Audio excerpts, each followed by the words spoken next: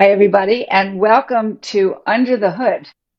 I just looked at the calendar and we're getting close to our fourth year that we have been doing this, talking to amazing people, amazing leaders with honestly amazing stories. And I have a wonderful guest today who is very special and does very special things quietly under the hood with very special people. And her name is Courtney Smith, and I think right now she's in Costa Rica, if I am remembering correctly. Yes, in Yes, you are that indeed beautiful correct. space. And so I'm going to let Courtney tell you a little bit about herself, and then more will unravel as we kind of go through her story a little bit. So tell us the highlights, things that you think would be just great for us to know.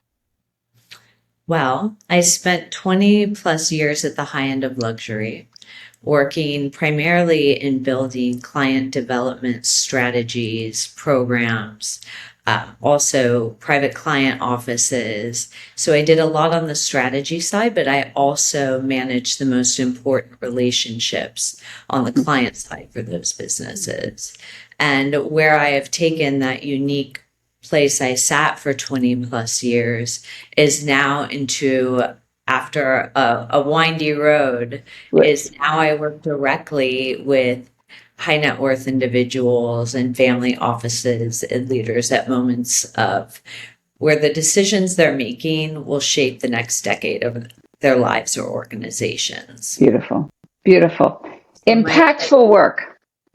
Yes, I said impactful work, which that's the which we goal. will get into, right? Yes.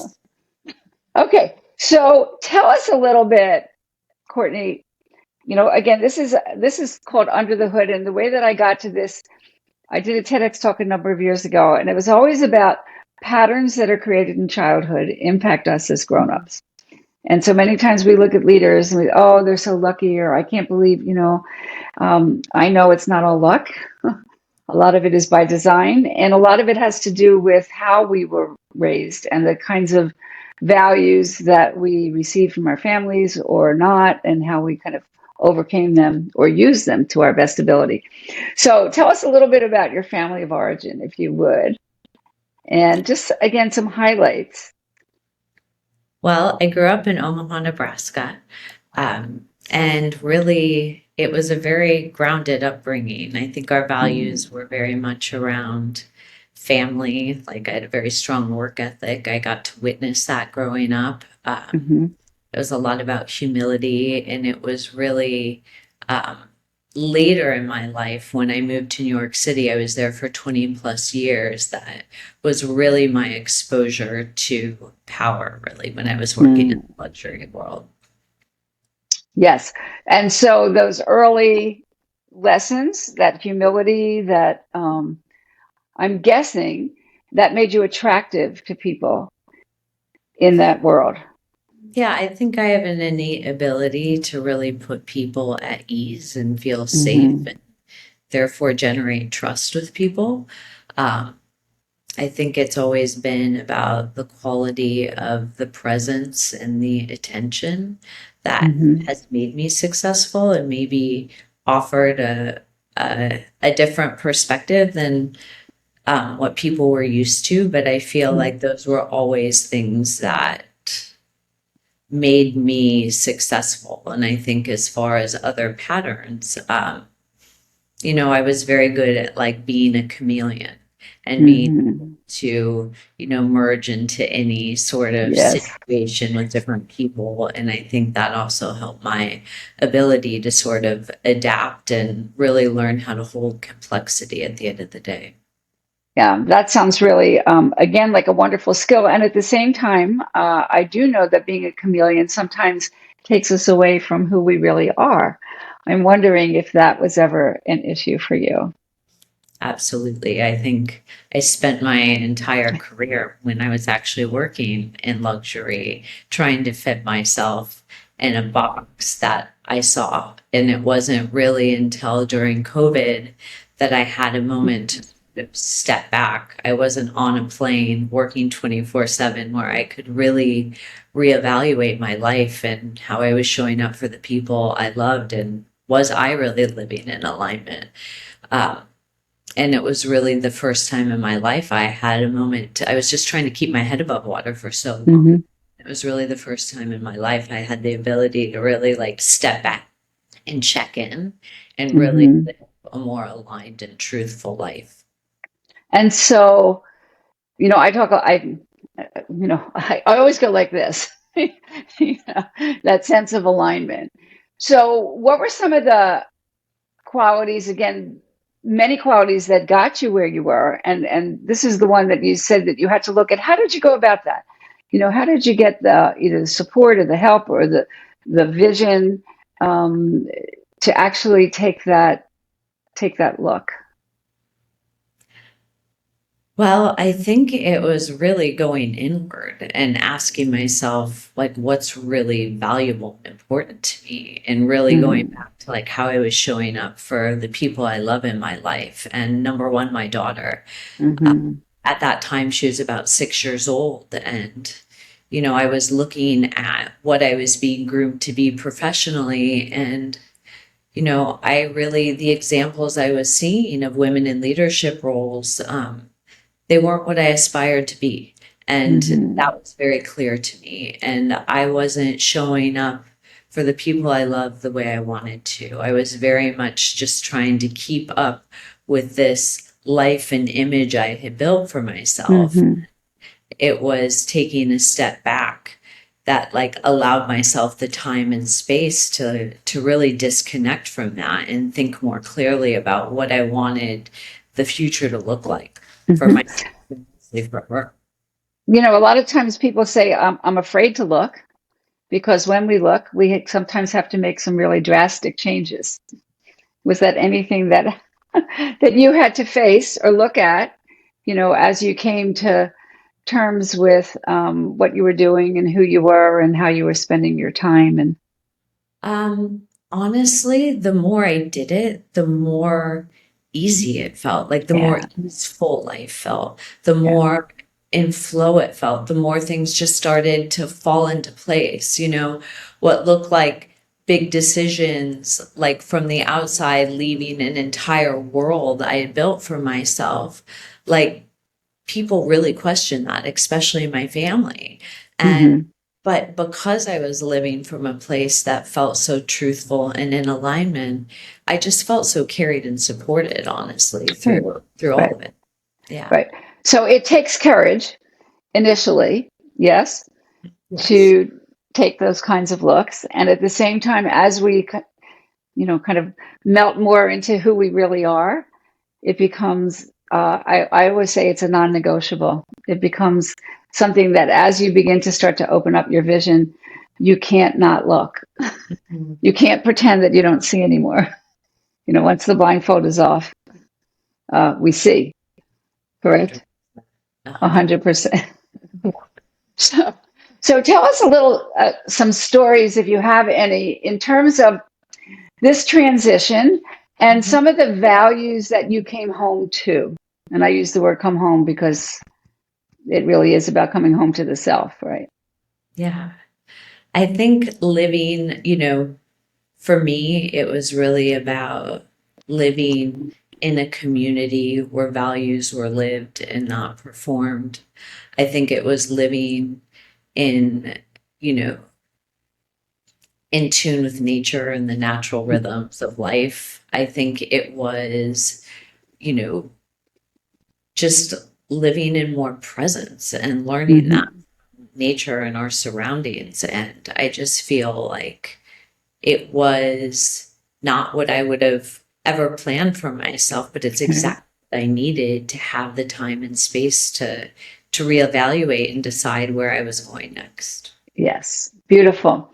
So let me ask you this: since you have some of the inside insights into some of the things, what do you, if you could generalize, actually, when you say many people in power, and I've had this conversation over and over and over again with different people at different times. Um, Sometimes we, from an outside point of view, we seem to think that they've kind of lost their way, that power seems to be greater than the greater good. How did that affect you, and what did you see? Just give us some insights into that world, and what you would wish for these people Mm. who I'm struggling. Well, I'm not really struggling to find the end of the sentence, but looking at it from another perspective, what would we want to share and to teach? Well, I think, success doesn't mean alignment, and Mm-hmm. I think that, uh, sometimes I would see that decisions were made from an outdated identity or a previous Mm-hmm. chapter. And I would see that people would want to wait till like the dust settles before they make a decision instead of making that way in advance Mm-hmm. before like and really get in touch with where they are and what I call like their really cohering in that idea of the different facets of themselves, so they Mm-hmm. knew um, the truth they wanted to live into, what the values they have, what their impact intentions were, like Mm-hmm. what really they often missed like like external vantage point, I would see. Mm-hmm. Mm-hmm. Oftentimes individuals were surrounded by so many advisors and people in their worlds, but it was often that those individuals all had a stake in the game, and there was no one outside of that Right. bringing a different perspective. Right. Yeah. And we see that over and over and over again, don't we? Yes. Um, right. And so, as we make our way through this world that we sometimes don't understand ourselves, right? But the idea of everybody having a stake in the game, and that being the outlier or the outsider is not always very popular. Mhm. Did you ever find that happening for you? Where I was that, I mean, this was more like the patterns I was recognizing when these very consequential decisions were being made about very, very large purchases, whether, that was an art acquisition, real estate, whatever it was, just Mm-hmm. such close proximity to what was happening. I was often just observing what those patterns were in the room. Mm-hmm. Yeah. Mm-hmm. Right. And I would imagine difficult to challenge as well. Is that true? Yeah. Yes.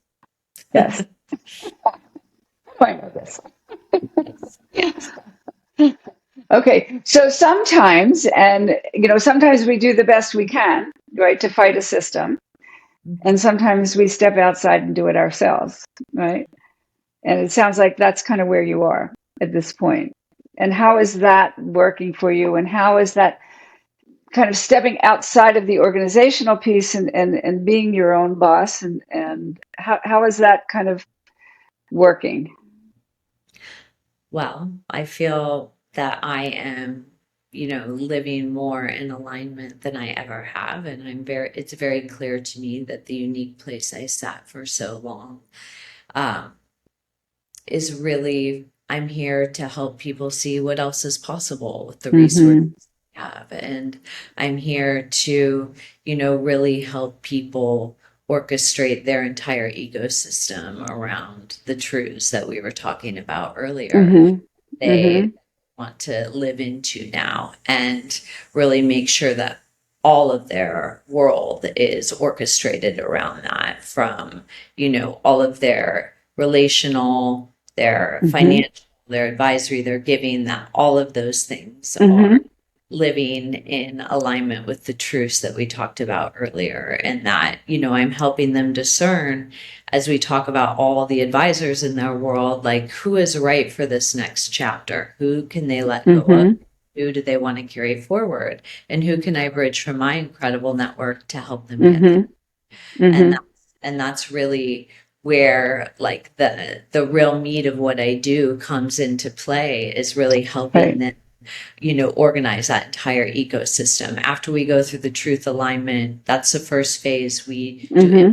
orchestration, and then we move into the systems and structures to make sure that legacy long outlives them. And then I have a whole stable of strategic partners I can bring in to support that. But the important thing is when those three elements are working in harmony, that your influence compounds.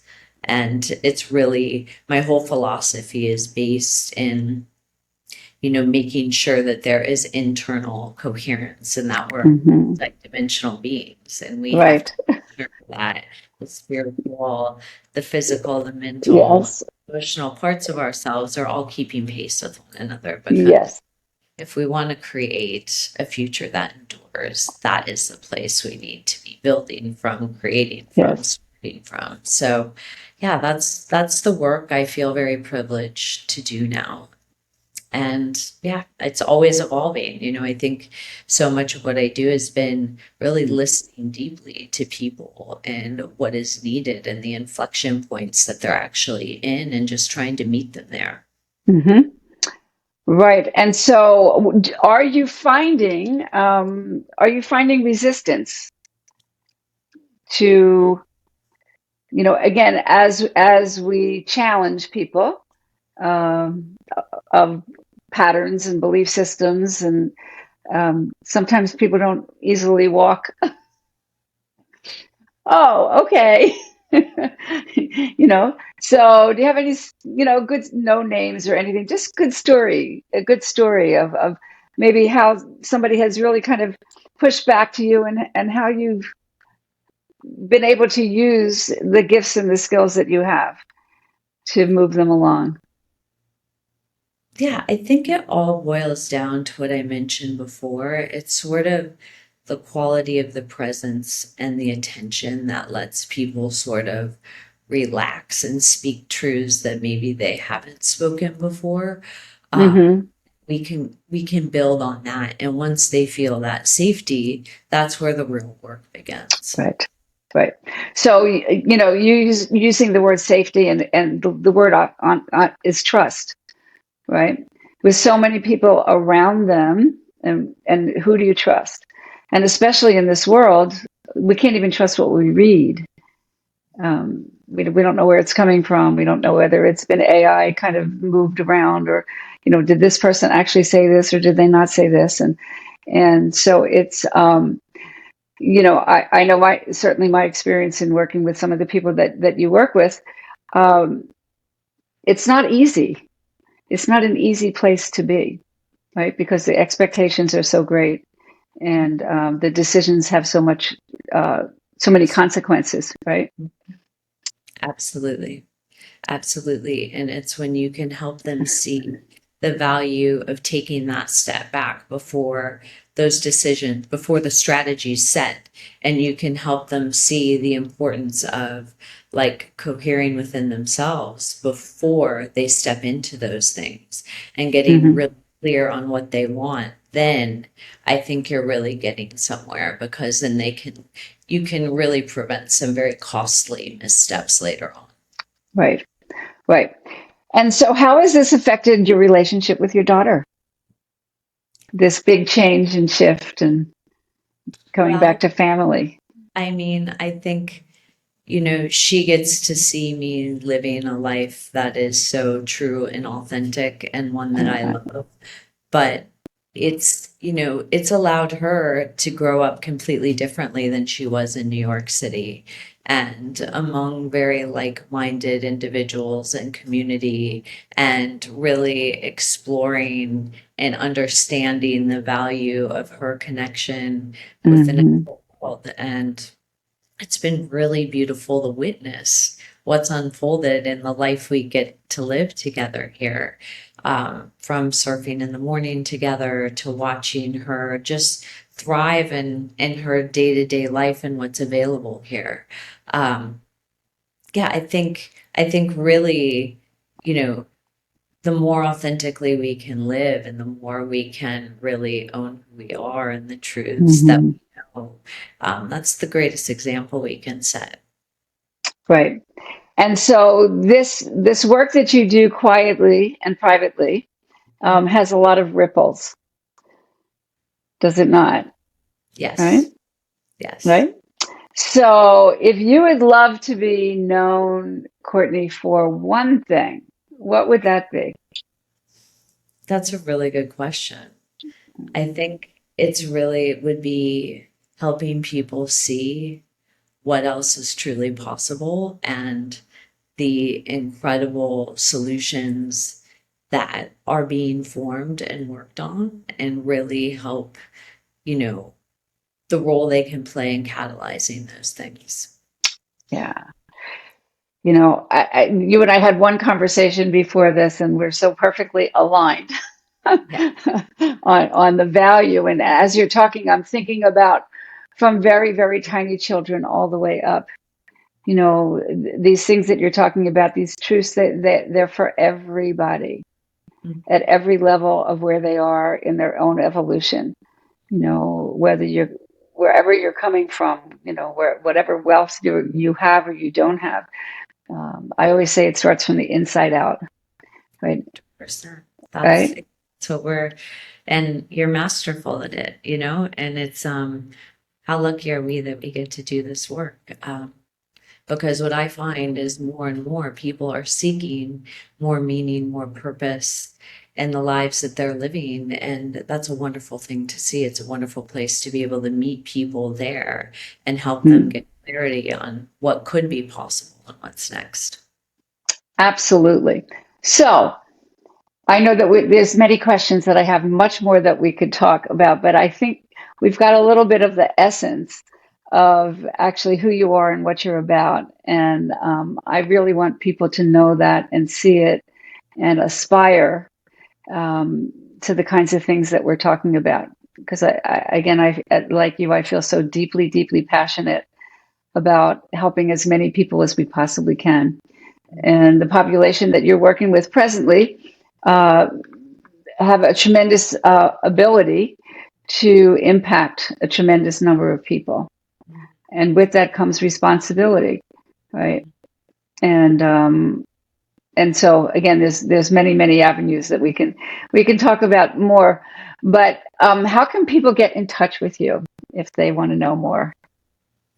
Well, I think best place is you can visit my website, which is courtneysmithandco.com, and all one word, or Courtney at Right. courtneysmithandco.com would be the best place, or where I really, flush out a lot of these ideas, my philosophy, my framework, all of the things I'm thinking about on a regular basis, that can give more insight into how I think and how I approach my work is on my Substack. So you can Beautiful. find that on my website as well. Yeah, those are the best places to find me. Okay. Well, I want to thank you, profusely thank you for being my guest and sharing a little bit of who you are and what you're about. And we want to spread this energy. It's good energy. I can't thank you enough for having me. My pleasure. Thanks so much, Courtney. Thank you, Tina.